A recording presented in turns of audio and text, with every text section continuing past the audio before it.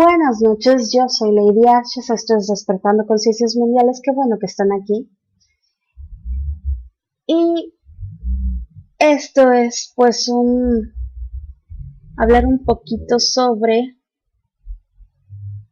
Babilonia. A orillas del río Éufrates.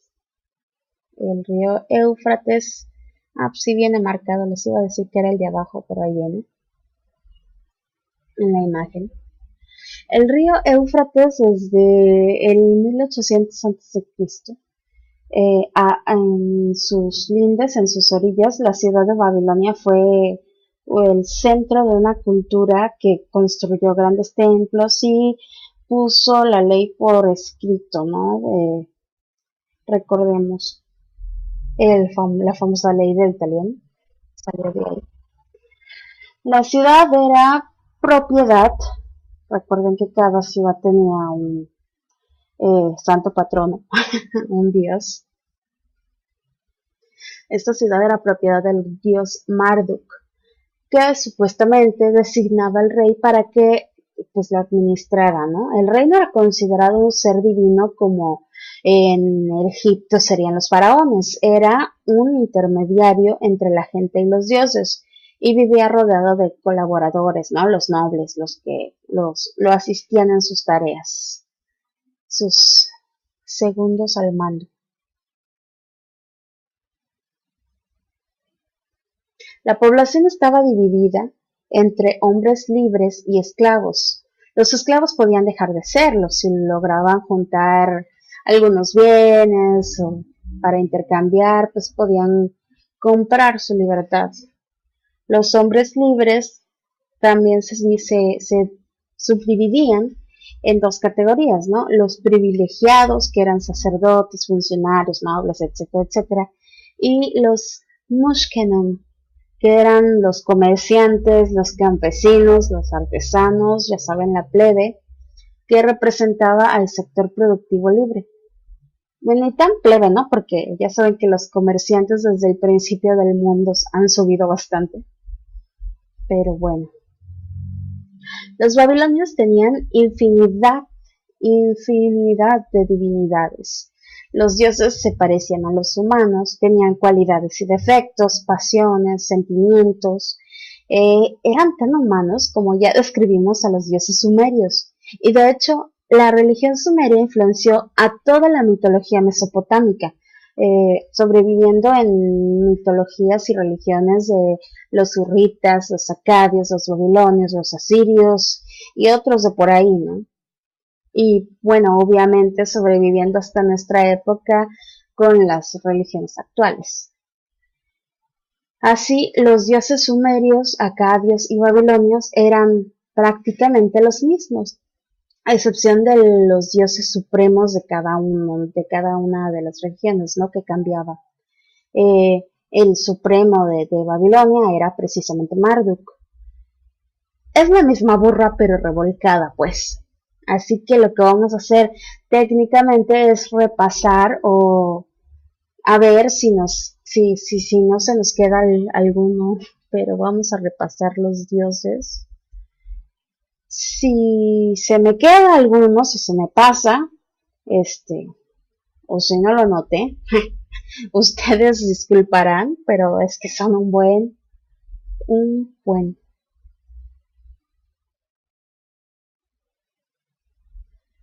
Tenemos a Adat o Ishkur. Es el dios de doble aspecto. El terrible, o sea, el aspecto terrible pues, es el que rige los vendavales, truenos, rayos, tormentas. Fue el que genera el diluvio que elimina a los hombres, que realmente no eliminó a todos los hombres, ya sabemos, todo el rollo, por orden de Bel. Su lado benéfico rige las aguas, las lluvias, el rocío, ayuda a fecundar la tierra, etcétera, etcétera, ¿no? Es una deidad muy popular, o fue una deidad muy popular en toda la región de Medio Oriente, conocido por los cananitas como Hadad, por los casitas como Uriash y para los surritas se llamaba Teshub. Normalmente se le consideraba hijo de Anu, aunque también se le decía que era hijo de Enlil en otras tradiciones. La diosa madre, Shala, que también era de procedencia hurrita, era su esposa. Algunos de sus poderes fueron asimilados de los dioses supremos sumerios, Anu y Enlil. Se solía representar mediante una figura humana en pie sobre un toro, o a veces un león u otro animal mitológico, portando rayos, hachas o una horquilla ondulada en sus manos. En la época en la que los casitas estuvieron a su máximo, su símbolo era esa horquilla. Y la constelación Guana, que es el toro celeste o Tauro, estaba dedicada a él. También tenemos al dios Adar, que también se llama Samdam, el potente o el poderoso o el todopoderoso, que regía justamente las tempestades y su símbolo era, se simbolizaba con el planeta Saturno, pues. Alatu es una diosa funeraria que gobernaba la región de los muertos. Se representaba sentada en un trono de nubes negras y era la encargada de recibir a los difuntos que llegaban allí, ¿no? Algo así como lo que hacía Osiris. Si era Osiris el de los muertos, ya me quedé pensando, no vaya a decir yo alguna burrada. Pero bueno, tenemos a Anak. Anak es no es un dios, es lo que sería un semidios. Es un gigante. Y pues es un gigante famoso. Los hebreos lo llaman Anakim. Anakim con M, no con N, fans de Star Wars. Y por cierto, si ustedes recuerdan al gigante más famoso de por aquí, que es Goliat, él era supuestamente descendiente de Anak.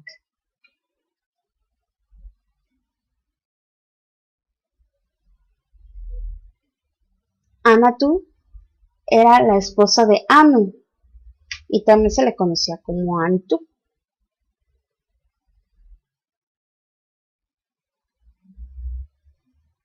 Anshar. Anshar es el principio masculino que representaba el mundo celeste, engendrado por Lamu y Lahamu, y era padre de Baal. Baal, que era un dios importante.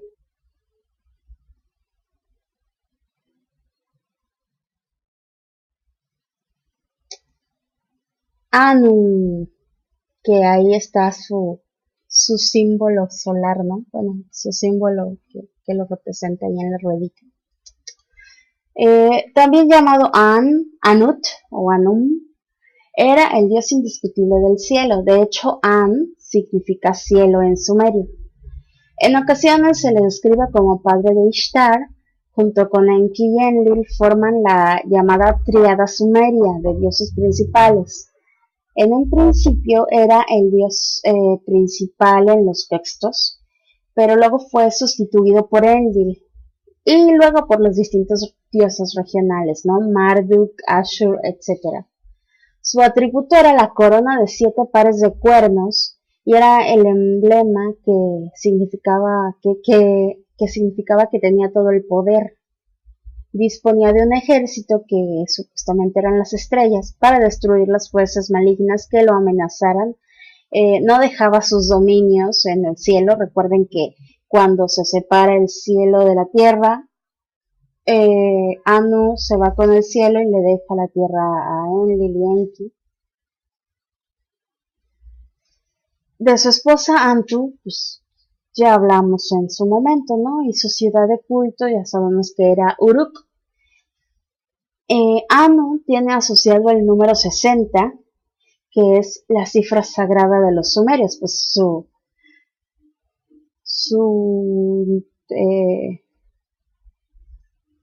números se basan en el 60. Son sexagesimales.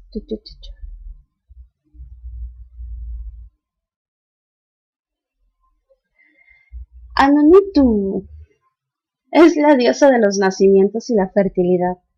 Es una diosa babilónica cuyo culto se centraba originariamente en Ágade y que luego sería asimilada por Ishtar.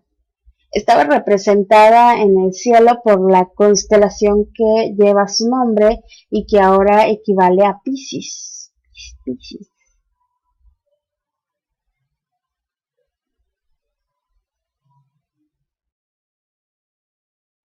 Este es Apsu. Apsu es el principio masculino de que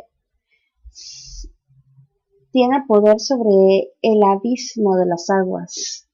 Y luego se le confiere la potestad del agua dulce, que en unión con Tiamat, que era el agua salada, dio nacimiento a los dioses, hombres, animales, etc., ¿no? Apsu es el agua dulce, lo que da vida a todo.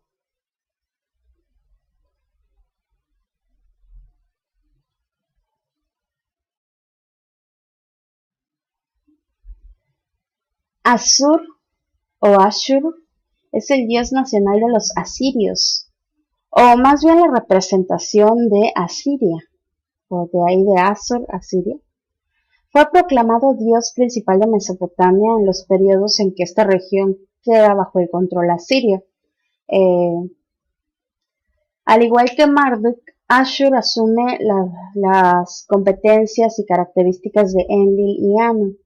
En principio es identificado con Anshar y luego se modifica radicalmente su papel en la cosmogonía, haciéndolo rey de todos los dioses, origen de sí mismo, padre de los demás inmortales, creador del cielo de Anu, creador de los infiernos, autor de todos los hombres y toda serie de logros, ¿no?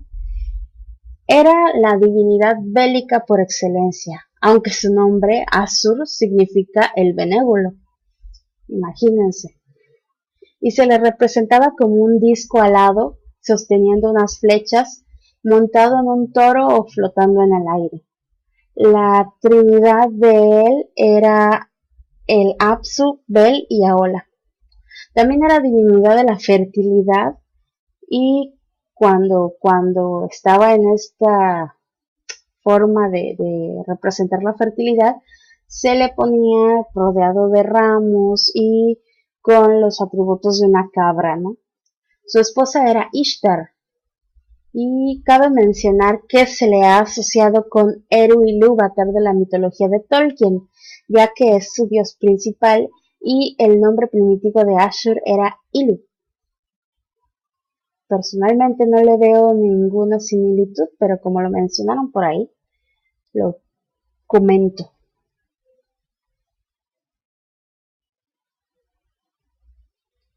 Este es Baal.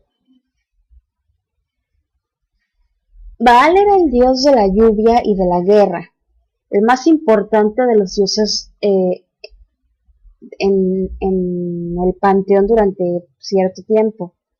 Era considerado el amo o señor de todo.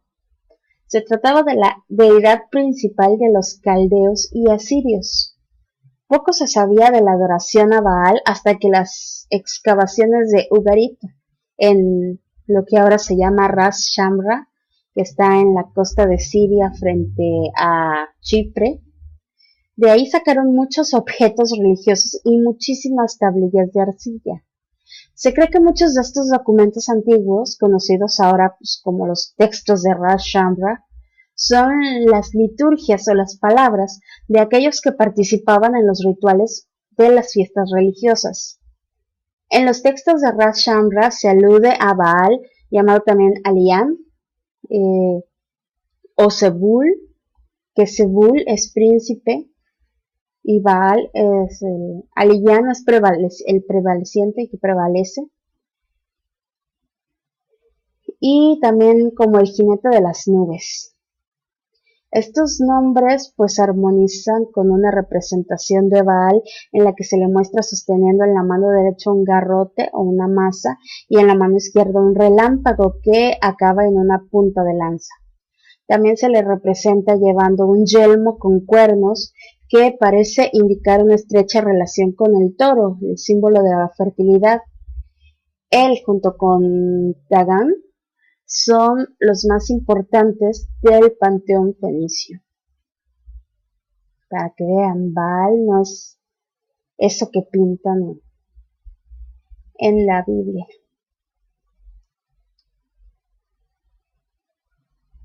Tenemos a Damkina, si se deja poner. Ahí está. Damkina o Damgalnuna es la diosa madre que suele aparecer como esposa de Enki en algunas tradiciones. En Babilonia, Ea o Enki y Damkina eran los padres de Marduk. Eran comunes las ofrendas de pescado en las ciudades sumerias donde se le rendía culto a Damkina. Principalmente eran Lagash y Umma. Estaba representada en el cielo por la constelación de Margidana, que es el carro celeste, y actualmente nuestra Osa Menor.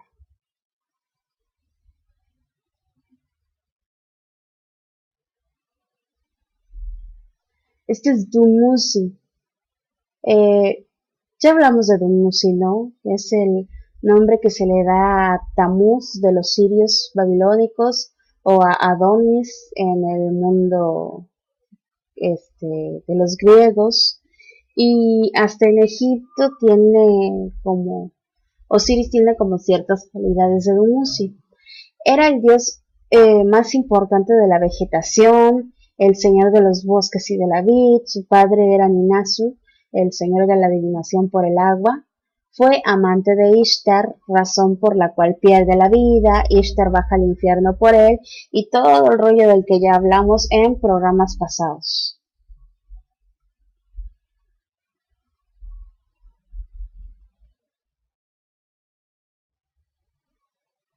Ea es el dios de la sabiduría, las artes, señor del agua, la fertilidad y el Apsu. Aclaramos que Apsu es el agua dulce.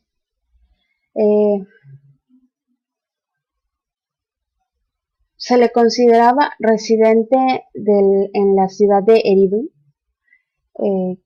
que sabemos estaba al extremo meridional de Sumer, sobre el Golfo Pérsico. Junto con Anu y Enlil forma la tríada sumeria de dioses principales en otros lados. Este concepto, les digo, no estaba generalizado. Y a Ea se le daba el papel de creador del hombre a quien modeló con arcilla, del hombre, sí, ¿qué estoy diciendo? Sí, es el creador del hombre a quien modeló supuestamente con arcilla. Es la vasta inteligencia, el dios engendrador, etcétera, etcétera. Él instruye al hombre en las artes y los oficios. Ea significa casa de agua y a él se le atribuía también el dominio del agua dulce bajo tierra, o sea, el dominio del Apsu. Y al dominar el agua dulce era el dios del elemento líquido, etcétera, etcétera. En Sumer se le adoraba, ustedes ya habrán imaginado, con el nombre de Enki.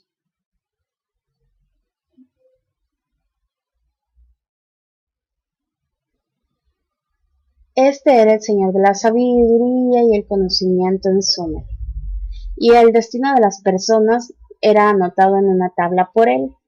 Tradicionalmente se le considera un protector de la humanidad, y él, ya saben, él avisa a Utanapishtim de que construya un barco y salve a su familia y a todos los animales de la tierra porque les va a caer el agua, de su hermano Enlil. Su sede terrestre era la ciudad sagrada de Eridu. Se le representaba como un ibis con cola de pez o como un ser humano cuyas espaldas brotaban así como onditas de agua, como olitas. O también aparecía con una jarra en las manos, que era el símbolo del agua que fecunda. La compañera de Ea recibió los nombres de Ninki, Damkina, Damgalnuna, ya hablamos de ella. Astronómicamente estaba asociado con las constelaciones de Acuario y Capricornio, así como con el llamado Sendero de Ea, que es una región del cielo al sur del ecuador celeste, que también se identificaría con el trópico de Capricornio. Así que Ea es Enki. Se le conocía como Ea más popularmente. Enki es más sumerio y ahora siento que se puso de moda llamarlo Enki otra vez.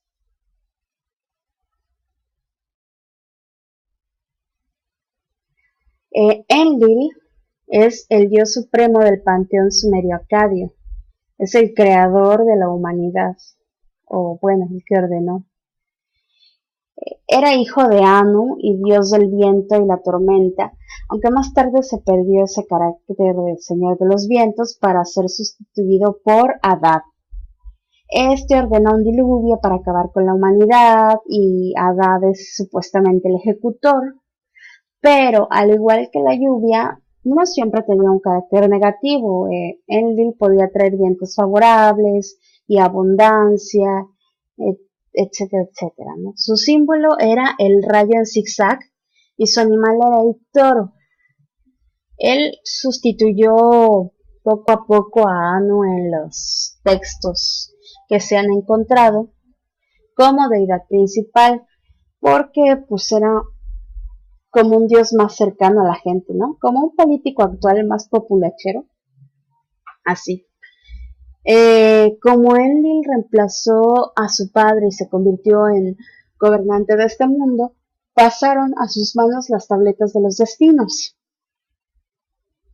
Su esposa era Nindil, que es la que se ve en la imagen. Como sabemos, fue sustituido por Marduk como rey de los dioses, ya lo dije, en Babilonia.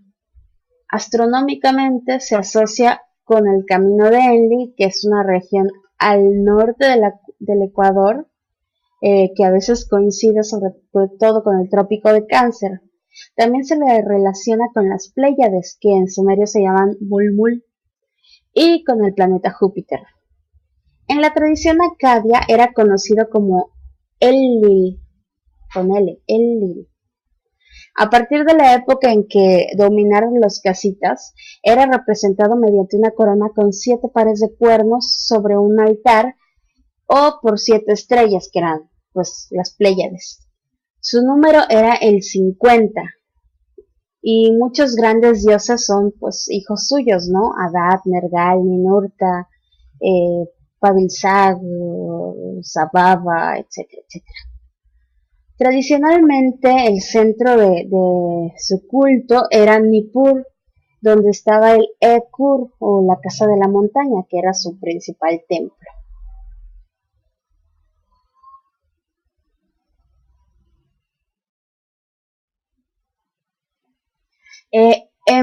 En Mesharra era un dios menor del inframundo. Según una tradición, él y su esposa Ninmesharra eran parte de una serie de dioses antepasados de Enlil, un, un tipo de paloma, el Susuru, aparecía asociada a este dios y suele aparecer como el padre de 7 dioses menores. La constelación de Shuji, el antepasado, ahora más conocida como Perseo, está dedicada a él.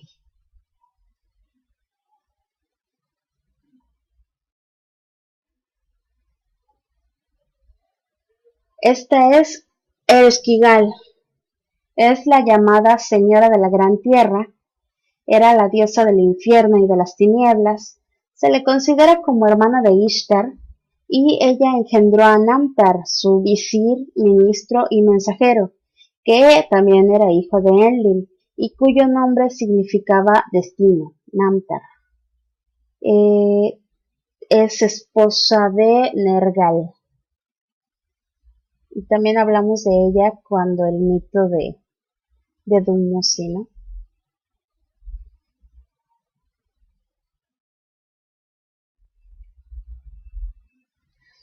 Gatundug, junto con los dioses Dumsaga y Bau, da la vida a cada ser humano. Es una diosa protectora. Geshtin es la diosa del vino, es similar al Dionisio griego.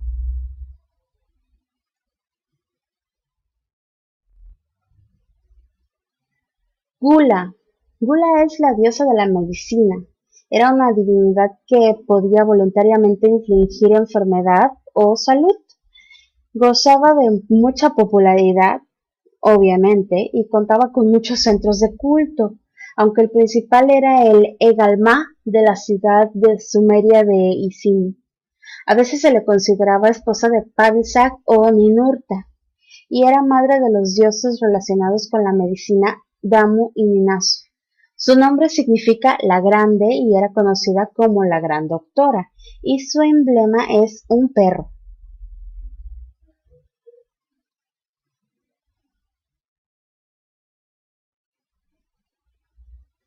Ishara es la diosa del amor semita.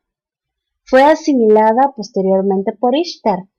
Ishara también aparece como diosa guerrera en otras tradiciones. A veces aparece como esposa del dios Dagan, dios semita agricultor que inventó el arado. Su culto tuvo gran importancia en la región de Anatolia y entre los zurritas. En un principio parece que era representada por serpientes, pero a partir de la época de los casitas, su símbolo sería el escorpión. Y precisamente en el firmamento su figura es la de la constelación Girtap, que es el escorpión.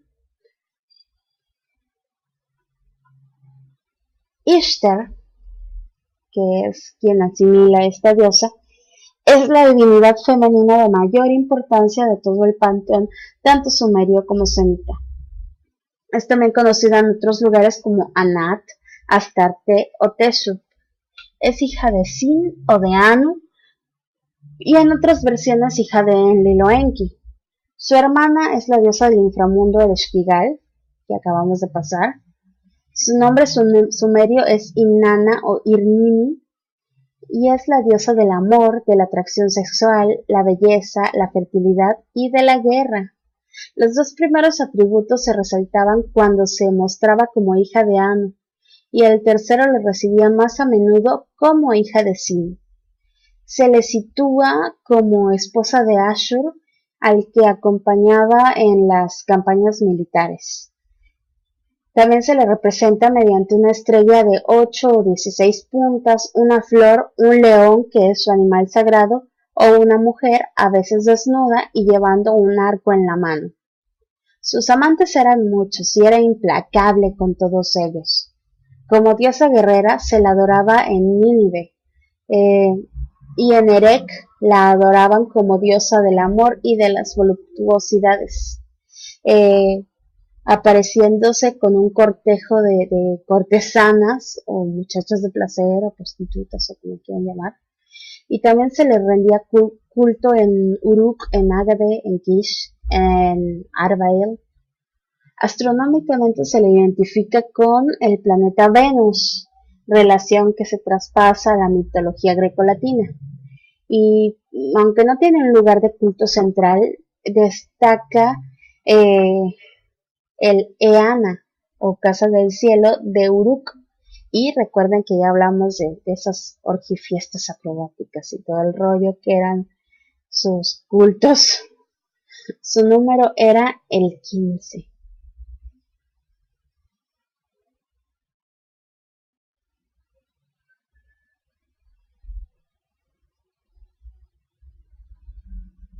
Y bueno, ya para dejarlo ahí, dejémoslo en Latarak. ¿Esto es Latarak? No, esta es Kabi. Cadi es la diosa que controlaba a la mortalidad, ¿no? Era una, bueno, se representa a veces como una serpiente y es una especie de destino, como los destinos, como los destinos griegos que cortaban la vida. ¿Dónde está la Tarak? ¡Ah! Aquí está. Bueno, algo así. La personalidad de este dios aparece entremezclada con la de Lulal. Atarak solía ser un dios protector de las entradas, por lo que se colocaban figurillas en templos y hogares, y aparecía representado como una figura humana vestida con una piel de león sosteniendo un látigo o como un león. Eh, Su constelación, pues obviamente es el león, Leo. Lo que les iba a decir es que casi son las 9, entonces vamos a dejar este súper rápido repaso de los dioses para la próxima. Y vamos a ver si alguien está en el chat. A ver, termino grabación. Muchas gracias por escucharme hasta ahora. Es la misma burra pero revolcada, pues. Así que lo que vamos a hacer técnicamente es repasar o a ver si no se nos queda alguno, pero vamos a repasar los dioses. Si se me queda alguno, si se me pasa, o si no lo noté, ustedes disculparán, pero es que son un buen.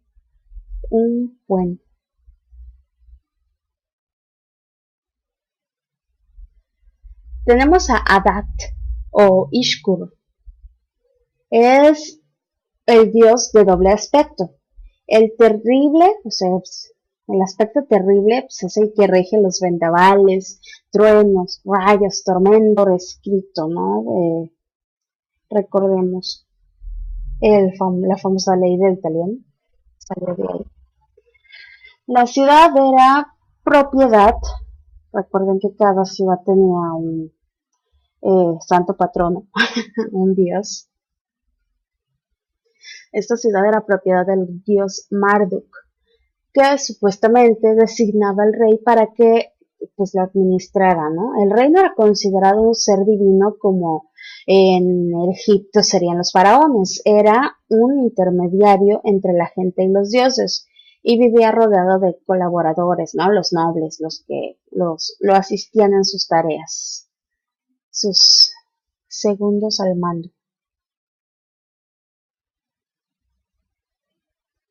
La población. Buenas noches, yo soy Lady Ashes, esto es Despertando Conciencias Mundiales, qué bueno que están aquí. Y esto es pues hablar un poquito sobre Babilonia. A orillas del río Éufrates, el río Éufrates, pues sí viene marcado, les iba a decir que era el de abajo, pero ahí viene, en la imagen. El río Éufrates desde el 1800 a.C. En sus lindes, en sus orillas, la ciudad de Babilonia fue el centro de una cultura que construyó grandes templos y puso la ley por unidades. Los dioses se parecían a los humanos, tenían cualidades y defectos, pasiones, sentimientos.